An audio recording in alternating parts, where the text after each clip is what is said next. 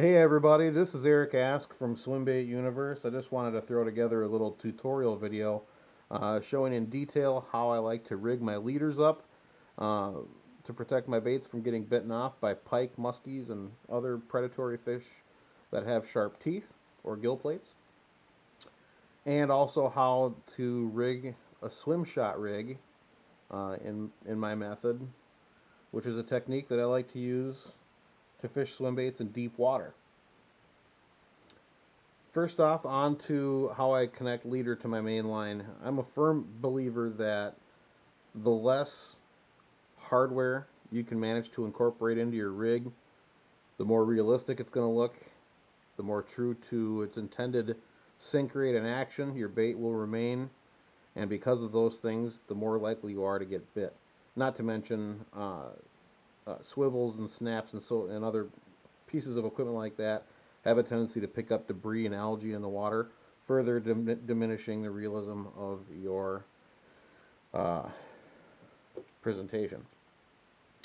Here's a few basic tools that you need, either for making your leaders or the swim shot rig. For leader material, I really like Seaguar Blue Label fluorocarbon. 8 times out of 10 probably. I'm using 60-pound fluoro, which is what this happens to be. Sometimes I might scale it down to 50-pound if I'm using real small, lighter weight baits like a baby hardgill, for example, or something in the 1 ounce class like that, where the weight of the line could actually potentially have an impact on the sink rate of the bait, which I want to stay away from. So the smaller baits I might scale back to 50, and if I'm really targeting muskies, then I might jump it up to 80 or 100 pound and use a little bit more of a hefty crimp than I do for this application. But by and large, this is how I go about doing it. 60-pound fluorocarbon here, come right off the spool with it, fold it back on itself, and just make a little V there at the end. Pretty simple. If I'm using braid, which is pretty seldom, but sometimes I do, and this is 65-pound Power Pro. You just come, this is an Alberto knot, by the way. Come through that loop one time. You maybe only need 6 or 7, well, maybe a foot of line. And I just go ahead and pinch everything there, just so it's nice and secure. Alberto knot's easy. Take that braid and wrap it around the leader material and the tag end 5, 6, 7 maybe times up. In other words, away from the loop. That's 6. And then grip it from the opposite side and start wrapping it over itself, going back the other direction. Same number of wraps. 1, 2, 3. And you can see that the knot's already really nice and uniform looking. This is a slick little knot. It takes up very little space and is super strong. Once you've wrapped it around up and down 5 or 6 times, 7 times, whatever, take that tag end and go back through the loop the same way you came out. See that there? And you just cinch it all down. Easy as pie. And that is a strong, seriously strong knot. You're going to want some super glue with this one, but you can go ahead and trim it down right to the knot on both sides. I mean, this thing is going nowhere. There it is. As for the super glue, just a dab will do ya. Throw a little drop on there. What have I got here? Loctite Ultra Gel Control. Put a little drop on there. Work it into the knot. Wipe your fingertips off. Bam. It's a super strong knot. It'll come right through your eyelets. Micro guide, maybe not. Anything bigger than a micro guide is coming right through though. And I'm telling you right now, that maintains real close to 100% strength of whatever your weakest link is there. 65-pound mainline, 60-pound fluoro. That's going to break at about 60 pounds.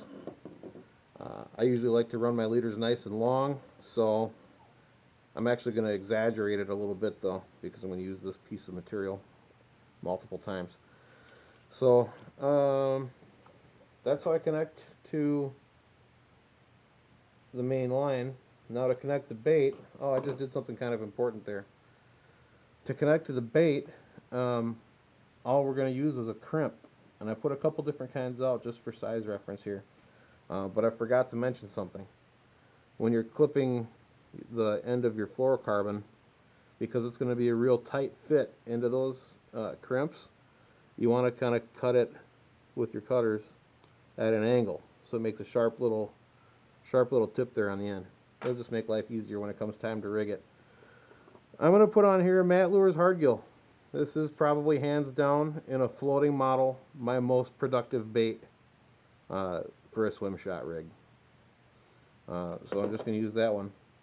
For reference here, in my old video, I was talking about using Berkeley wire leader connector sleeve, which is a simple single barrel little guy looking like that.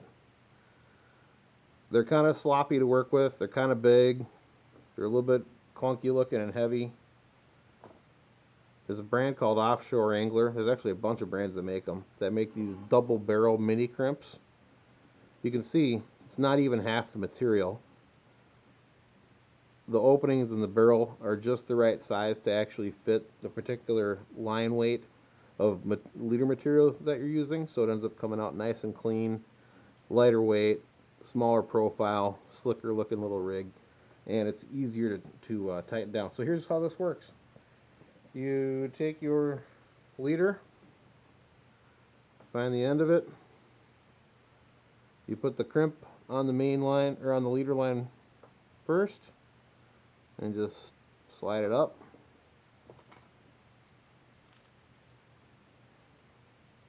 Go through the line tie on the bait one time, give yourself a little room to play. Come right back through there with the tag end, so it's just barely sticking out of the top, and just push it down until you got the loop kind of about the same size as what an O-ring might give you, and that'll give you a real nice freedom of mobility on the front of the bait. To tighten it, it's pretty simple. You take a locking pliers. You can use a crimping tool if you want to as well, but locking pliers work just great for me. And you tighten them just enough so that they just barely click when there's nothing in there. Make it a little tighter. There we go. This is easy as pie. I'll kind of secure it against the leader against the bait so it's not moving around on me. And just line it up on the locking plier. Jeepers. Got no nerves tonight. And click it one time. That's it. That's ready to rock and roll. That's a nice strong connection there. You ain't breaking that. It ain't gonna break. It's just not gonna break. So that's how I connect the bait to the leader. An Alberto knot to braid, if I happen to be using braid. At this moment, I'm not using braid, so I'm gonna cut that off. Next, I'm gonna show you a blood knot, which is how I go about connecting the leader material to monofilament or fluorocarbon main line. This happens to be 25-pound Berkeley Big Game, which is my go-to mono. And this is really kind of just half an Alberto knot. It's pretty easy. Double your leader back on itself again, just like before. Make that little V just so it's nice and neat and tidy and easy to work with. Take your 25-pound main line, come up through that loop one time, give yourself 6-8 inches to work with, pinch it down like before, and wrap it around both layers of the leader material 6 times in an upwards fashion, so you come out looking pretty much like that. Same as with the Alberto knot, we're going to take the tag end of that main line and come back through the loop the same way we came up. So now we're looking like that. It's pretty neat and tidy looking in there. Moisten her up. Pull both the tag end and main section of the main line and push from the back. And this little darling is just going to cinch right up. Kind of work it with your fingers a little bit. Bam. Just like the Alberto knot, that thing's going to hold 100% strength of whichever line on either side. Going to want to super glue that one again in the same fashion. Go ahead and trim that leader material right down to the knot. Bam. Take the tag end right down to the knot. Bam. Throw a little gabagoo on there.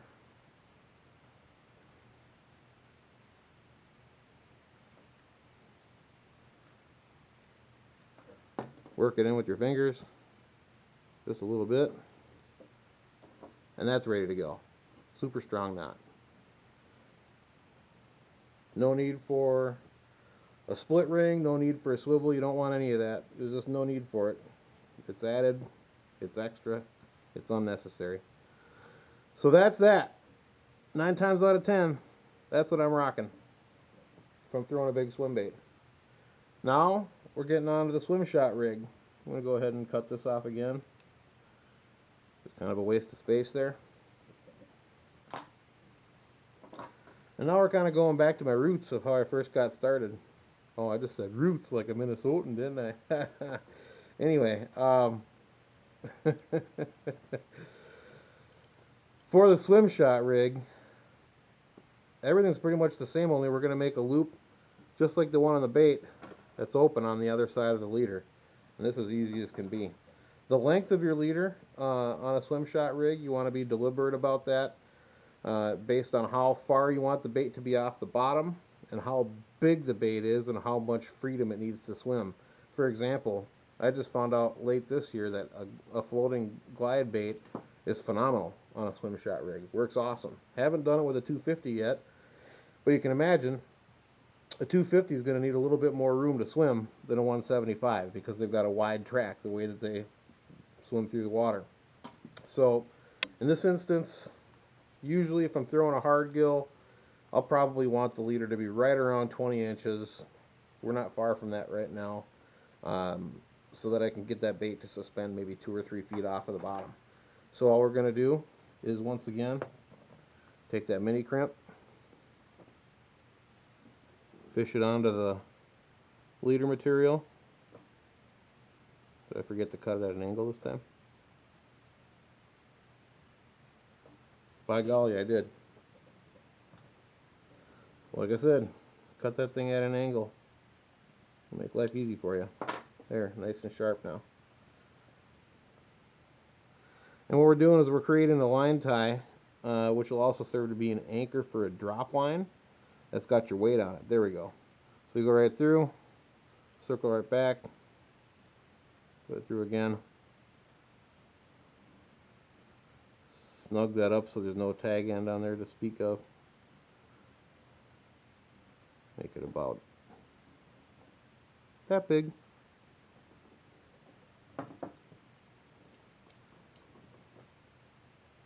And tighten it down. Now that's ready to be tied to your main line. And for that knot, I just use a, I think they call it an uni knot or a uni knot or whatever. Where you just go through there one time with your main line. I could have done that better. Come through there with your main line. Get this out of the way. So now we've got the main line here, tag end here, leader here, right? I didn't do it the most pretty, but you get the idea. Wrap that tag around inside of there 5 or 6 times. So now you got that. Moisten her up. Moisten it all up. And cinch that right on down to the line tie. That's actually a pretty strong knot too. But after you retie it multiple times, it'll start digging into the actual leader material and weakening the leader material at a certain point. But That's ready to rock. Now, all we have to do is add our weight to the equation. And this is where it gets fun. For weight on a Swimshot rig, usually I like to use a shaky head style football jig. Here in Minnesota, we can only fish with one bait at a time on there, so I have to clip the hook off. I've already done that on this one. This happens to be an 1.5 ounce hog farmer made by my friend Scott Schuecker. 1.5 ounce shaky head, mean football jig. I've already trimmed the hook off of that one. You can use just a straight up flipping weight if you want, and maybe tie an O-ring, a split ring, on the line behind it to keep it from sliding off the end. You can use a drop shot weight if you want. This is a bull shot, which is like a split shot that you can pinch on the line, but happens to be shaped like a bullet weight. Anything will really work. I personally favor a football jig head because they have less of a tendency to get hung up in the rocks, and they make it real easy to maintain bottom contact, rather, so you can feel what's going on down there. Usually I like to run between 3/4 of an ounce to 1.5 ounces, depending on the size and buoyancy of the bait that I'm throwing. In this instance, I'm just going to use that well, I guess no, I'm not going to do that. Shit, where'd it go? Alright, so I'm going to just make a fresh one then. That's fine. Use my trusty locking pliers again. Get right on there and just cut that hook right off of there. That's what I'm going to do.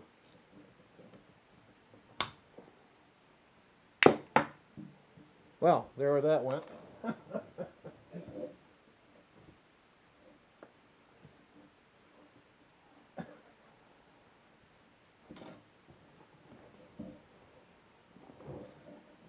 Alright, we're back in action. So, for a drop line to the weight, I just used some cheap fluorocarbon. This is some 10 years old, 10-pound test, generic as they come, fluorocarbon. The length of your drop line to the weight matters. You want it to be, to some degree, shorter than your leader material, so that your weight doesn't collide with the bait and doesn't tangle up with the bait. The closer to being the exact match, in my opinion, lengthwise, the better, in my opinion. The reason for that is because you can get that much more separation of your bait off the bottom and allow for free swimming motion, like I mentioned earlier.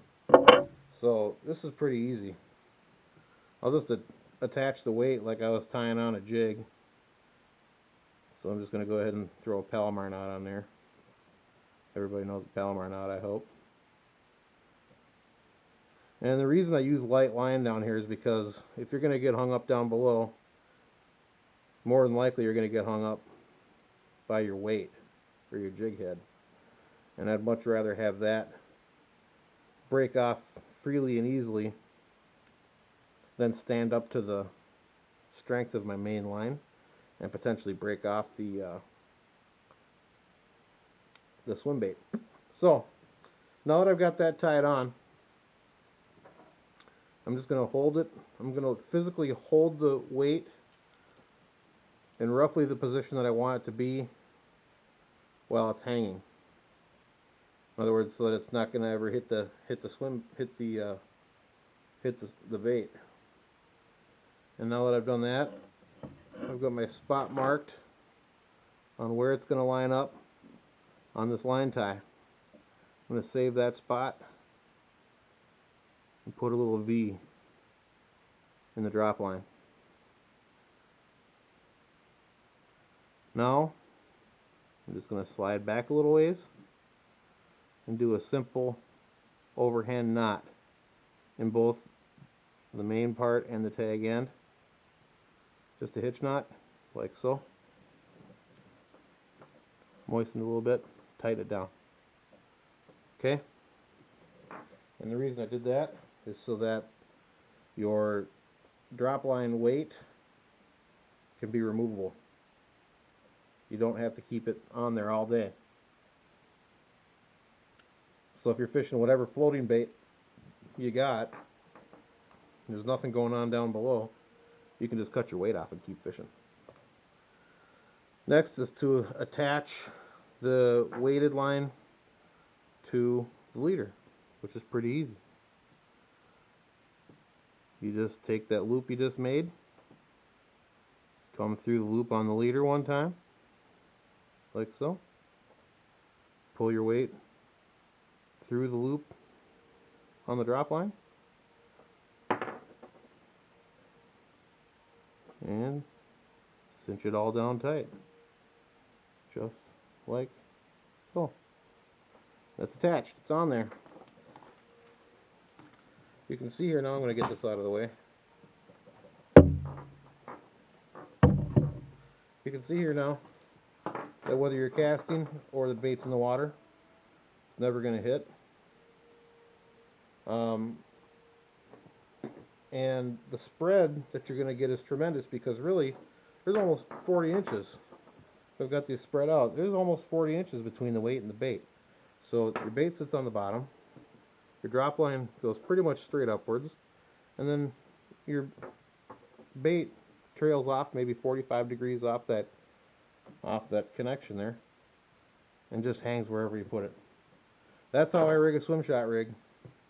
Sorry if you couldn't see those knots, but it works for me. It works for everybody else that I've ever shown it to. Maybe it'll work for you too. Another little trick I like to do, and the reason I like a shaky head I forgot to mention, is I like to make it look like a little teaser bait down there. Take a little chunk of plastic or whatever, it's half of a baby ring fry, and stick it right on the screw on the shaky head. So now it looks like a bluegill chasing after a little minnow on the bottom, or something like that. Pretty sweet, huh? Weedy, weedy, weedy, weedy, weedy. Thanks for watching.